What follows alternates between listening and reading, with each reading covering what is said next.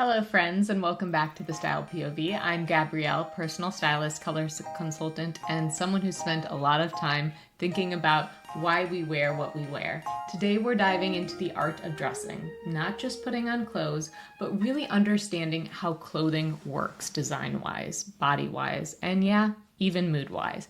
Because fashion isn't just about trends or rules.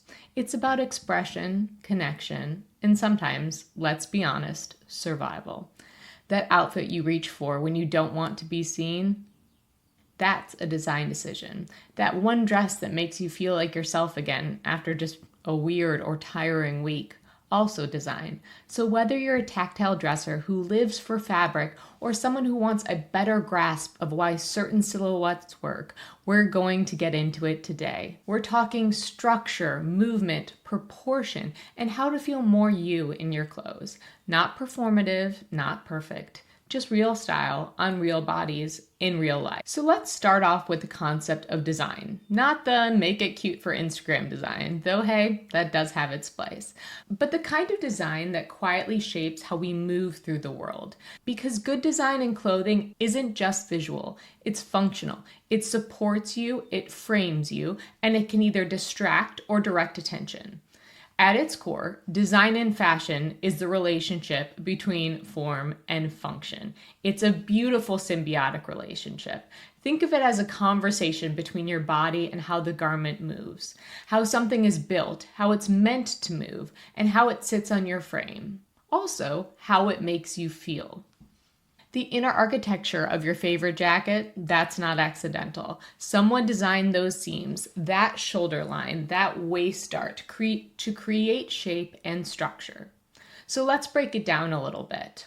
There's structural design, which is basically the bones of the piece, the way it's constructed, what the fashion designer had in mind and what the seamstress did to create it into a real garment. It's why some jackets make you feel instantly polished, they work with your frame, while others might deflate you. It's also why a well-placed seam can completely change how you view your hips or your waist. You don't need to know how to sew to understand this, you just need to start paying attention. Then there's decorative design, what most people jump to first. It's the buttons, the trims, the details, the ruffles, the patterns, the embellishments, all the extra. And don't get me wrong, I do love a good detail. But details without structure, that's like decorating a cake before it's fully baked. Decorative design enhances, but it can't replace the foundation, which is also why fast fashion sacrifices in the structural elements of design and fit. And here's the part that gets missed in most fashion talk. Good design honors the body it's dressing. It adapts to movement, it reflects the wearer's intention, and it balances both aesthetics and utility. For instance, the wrap dress. Diane von Furstenberg was a genius. Structurally, it's just fascinating. It gives you a waist, it accommodates curves, it moves with you. Decoratively, it can be clean or bold depending on the fabric and print. But it works because it was designed with a real human body in mind, not just a mannequin or for a Vogue shoot. So the next time you put on something and it feels off, pause and ask yourself, is it the design? Is it the structure clashing with my body? Is it the decoration that's overwhelming the shape or pulling focus? Once you start seeing in this way, you'll stop blaming your body for the bad fit and start getting curious about the design choices instead. Let's move on to the human form. We're going to talk about body types and proportion. All right, so now that we've talked about the bones of design, let's shift focus a little bit to you. Your body, your proportion, the real life canvas that clothes are working with every day. Because here's the truth. Design doesn't exist in a vacuum. It meets a person. It meets you. And this is where it actually starts to matter.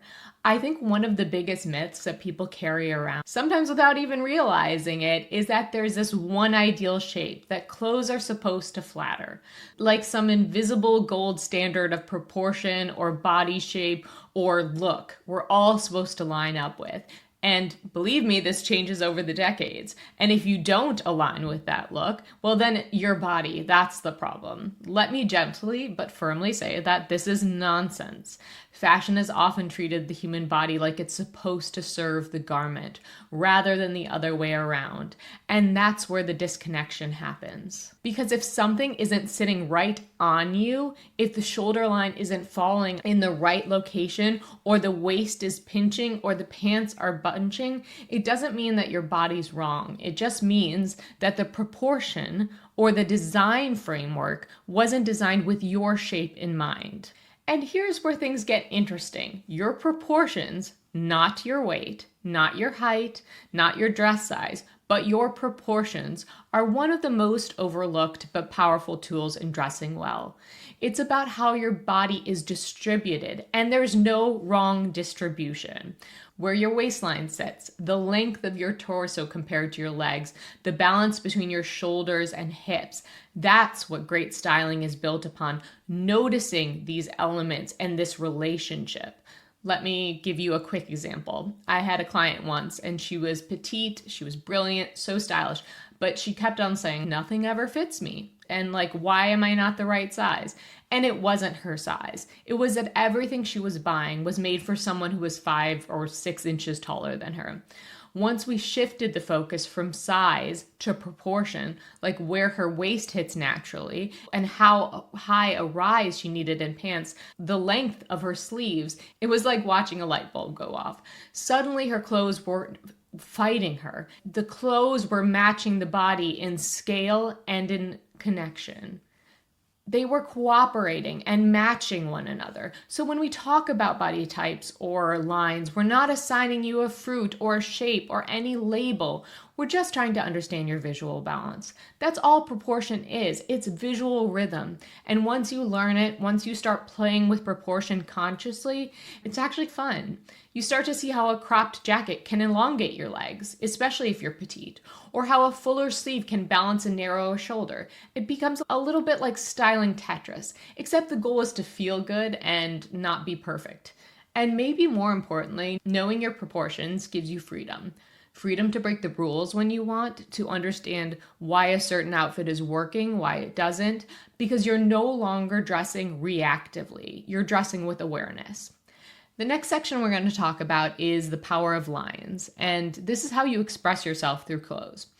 So let's talk about something that is deceptively simple, style lines, and not just in the Kibbe style lines way, but what they mean from a design perspective.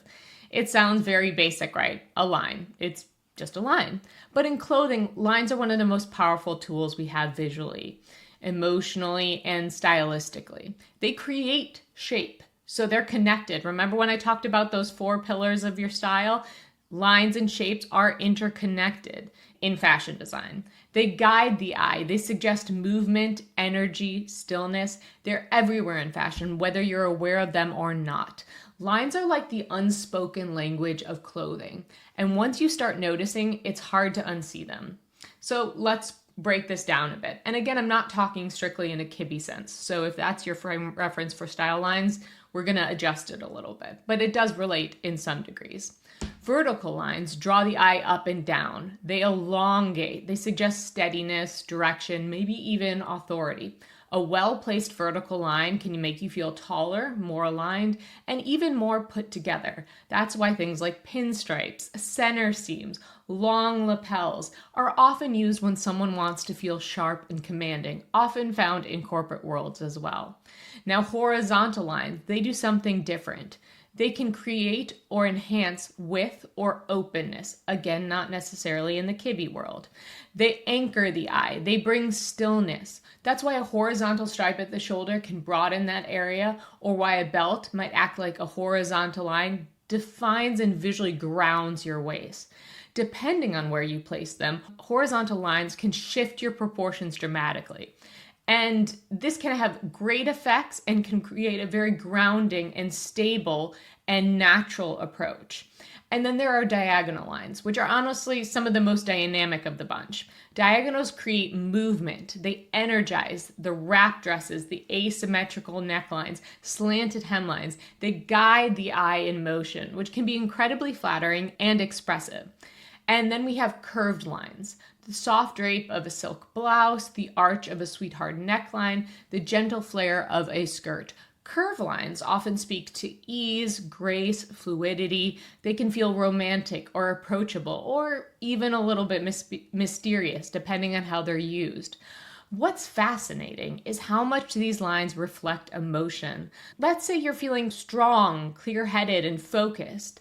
There's a good chance you'll gravitate towards straighter lines, structured shapes, something like a blazer, a sharp pant, clean edges. That's not an accident. You're mirroring your internal state. On the other hand, if you're craving softness, connection, or comfort, you might reach for clothing with rounder shapes, drapey fabric, curved necklines, soft textures that fall over your shoulder, something that flows with you and holds you in. And here's the really fun part. You can use lines to set the mood intentionally. You don't have to wait to, quote unquote, feel a certain way. You can dress your way into it. Need confidence for a big meeting? Try a strong shoulder or a long lapel or a sharper edge. Want to feel more relaxed and grounded? Go for curved silhouettes or fabric that moves easily with you. This isn't about going against your body shape, but it's using the tools from your style toolbox to imbue a new essence into your look, to transform your look into a slightly different domain than it's been. This is where fashion starts to feel like language. You don't have to be loud to make a statement. You just have to understand what your clothes are saying. Fashion is an extension of your personality. So let's talk about rhythm. Not just in the way the clothes move, but in the way they're seen. We often think of style as static. Does it fit? Is it flattering? But real style, expressive style, has rhythm. And rhythm shows up in two ways: how your clothes move with your body and how the eye travels across the outfit. Let's start with the body first. Clothing has rhythm in the literal physical sense. It follows you around all day when you walk, sit, lean, stretch, and some pieces move with you in a way that just feels right, like a natural second skin, like a coat that flares slightly when you walk, or a silk blouse that ripples when you turn your shoulders. Or it could even be a stiff denim jacket that holds your frame in place and makes you feel grounded. Every garment creates a kind of tempo, though, as well. A tighter skirt might have a slow, composed rhythm. Wide leg pants might feel like jazz, loose and playful with a little improv because you don't quite know where they're going to go. A swingy dress, that's a waltz. Something sharp and sculptural might feel like a march, precise and powerful. But rhythm doesn't stop at movement. There's also visual rhythm, the way the eye moves across an outfit. And this might be one of my favorite parts to play with, and I think people overlook it. Your outfit tells a visual story, and the eye reads it almost like language or music. Think about a look with a bold collar and a detailed belt and statement shoes. The eye bounces, collar, waist, feet, like an upbeat rhythm. Full of visual accent. It's lively and perky, energetic, maybe even with a bold drum undercurrent. There's contrast and tension, but some playfulness as well. Now compare that to an outfit built around long, fluid lines, maybe a monochromatic set with a subtle texture, or a dress that creates one seamless, sweeping motion from top to bottom.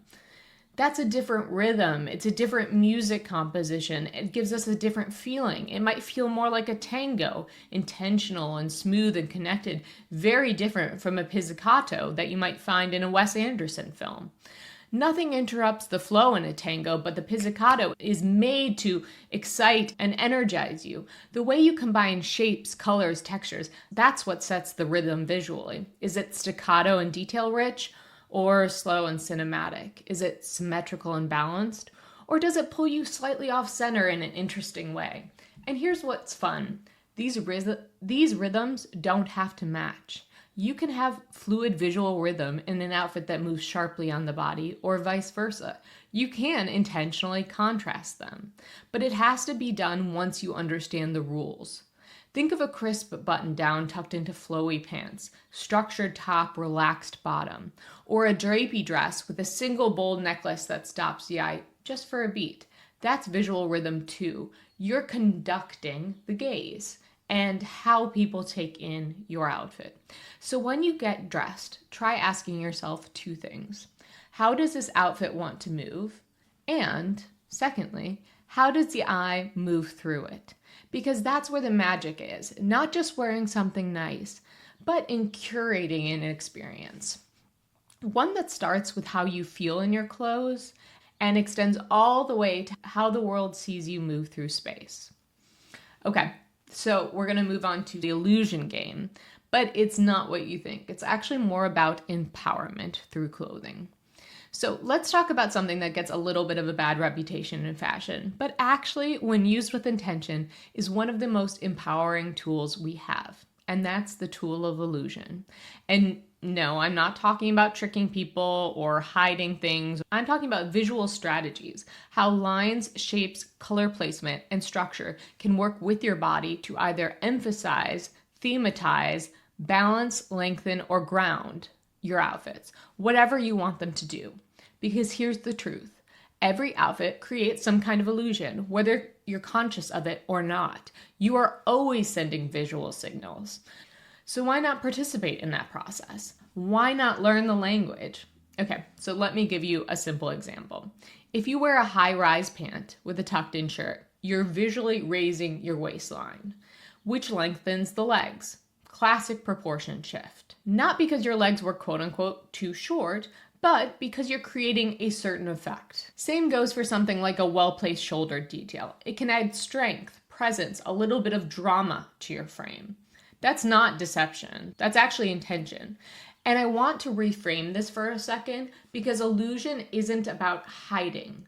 It's about directing attention. You're saying, here's what I want to highlight today. Here's what I want you to pay attention to. Just like directors in movies do this or writers do this. They tell you what you need to pay attention to.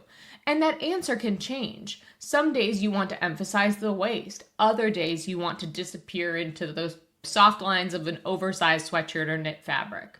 Both are valid. Both are you. You get to decide what feels good on that particular day in that particular mood for that particular version of yourself. And when you know how illusion works, it stops being about fixing or covering, and it becomes like a visual alchemy. You can lengthen, soften, strengthen, sharpen, not to change your body, but to work with it and to express through it. A few quick examples of this just to ground it visually for you. So let's say you want to create vertical flow. Try a long open jacket or a vest. It carves a line down the center of your body. If you want to balance a fuller hip, or you add volume or detail to the upper half, maybe a boat neck or a puff sleeve to bring proportions back to that center balance. Want to create curve on a straighter frame, draping, a ruching, curved seam lines are going to be your best friends. Want to create presence in a subtle way. Texture can do that beautifully, even more than color sometimes. Matte versus shine, soft and textured versus clean and sharp. None of this is about hiding. It's about shaping the energy of the outfit. It's about how you want to show up. And I'll say this again because it matters. There's no one-size-fits-all strategy. What feels empowering to one person might feel restrictive to another. That's why illusion is something you learn to play with and not necessarily obey. It can be part of your style toolbox, but the more tools you have, the more expressive you can be, and the more you can learn to say no to a certain tool. It's a choose your own adventure. Okay, so next we're going to talk about dressing for emotion. What we wear when we feel things, right? We feel things every day. We've talked about the architecture of clothes, the lines, the movement, the design principles, but let's get real. We don't always dress for logical reasons. We get dressed based on how we feel sometimes, or how we want to feel, or what we need emotionally. Sometimes it's subconscious. You wake up and you pull on an oversized sweater, or you're worn in jeans, and only realize later, oh, I needed comfort today. Or maybe you reach for color, something like loud and expressive and bubbly, because internally you're trying to shake off like the weight of a heavy mood, which there's a lot of them these days. So this is where style becomes an emotional language and kind of emotional therapy to a certain point as well. The more we notice it, the more we can start using it intentionally. There are days you dress to reflect your mood, when you want your outfit to echo what's going on inside of you. That could be quiet clothes for a contemplative mind, or maybe something bold and wild when you're feeling like chaotic in the best way. And then there are days you dress to shift your mood. You're feeling smaller, so you put on structure, a kind of invisible support system. You're feeling stuck, so you wear something with movement. You're tired of blending in, so you wear the red shoes. This doesn't have to be dramatic. It can also be subtle, intuitive even. But it's powerful, especially when we start noticing it, because clothes aren't neutral. They touch your skin, they enter the world with you, they color how people respond to you, and more importantly, how you respond to yourself. I always encourage clients to start paying attention to this, not to overanalyze, but just to notice. What am I reaching for when I feel low? What do I wear when I want to feel powerful? What fabrics make me feel held? What gives me that extra power position that makes me feel so strong for the day? What silhouettes help me feel expansive? Because when you understand how clothing supports you emotionally, it becomes more than style. It becomes self-care, and it becomes presence. And there's no single confident outfit, no universal sad day uniform. You define that based on how you relate to your clothes. It's your emotional style toolbox as well. And if you're not sure where to start, try this. Next time you're getting dressed, pause. Ask yourself not just what you feel, but what you need to feel. Let the clothes do part of that work for you. Okay, before we close out, I want to offer one more kind of playful idea. And I've talked about this in my fantasy style video, which is linked in the show notes if you want more on this. But you don't always have to dress for who you are today. Sometimes it's just as powerful, maybe even more so, to dress for the version of yourself you're growing into or you fantasize about being. The fantasy might be a future job, a future lifestyle, or even something from a movie or dream or fantasy world that you love. This might sound a little silly, but just hear me out. Maybe your fantasy self wears bold shoulder plaids and the power suits and glides into meetings like the boss CEO. Or maybe she wanders around antique bookstores and linen dresses and always smells of neroli and old paperbacks. Maybe he's all clean lines and well-worn boots. Maybe they wear silver rings on every finger and long coats that catch the wind. The details don't matter. What matters is the overall energy and how it makes you feel, and what it makes you believe is possible. Clothing lets you try on those roles, not because you're faking it, but because you're exploring and expanding your self-concept through fabric and form. You don't have to commit to that version forever, but trying it on even for a day or getting inspired by the energy around that fantasy world, that can shift something in you. Fantasy dressing can also be very grounding too. It's not escapism. It can be, but it doesn't have to be. It's more like intentional mood setting, a way to experiment with identity in a safe, creative space. The key is to ask yourself, what does this version of me know, feel, and do differently? And how can the clothes help remind me of that? So if you ever feel stuck or uninspired, try dressing like a character in your own story. And you might also enjoy my style story episode, which I'll link in the show notes as well. This isn't about being someone else, but exploring maybe a different side of you, uncovering elements that you've hidden away, or seeing yourself in a new light. Okay, so we've covered a lot. We covered design and proportion and line and rhythm, illusion, emotion, imagination. These are all elements of style, yes, but they're also tools for self-awareness, tools for care, for creativity, and for becoming. Style isn't about perfection, it's about presence and choice and play. So wherever you are in your style journey, I hope this episode reminded you that getting dressed can be more than routine. It can be a ritual, it can be resistance, and it can be joy. And sometimes it's not joyful, and that's okay too. Thank you for spending time with me today on Style POV. If this sparked something for you, I'd love for you to subscribe to this podcast. Until next time, keep dressing like it means something, because it does.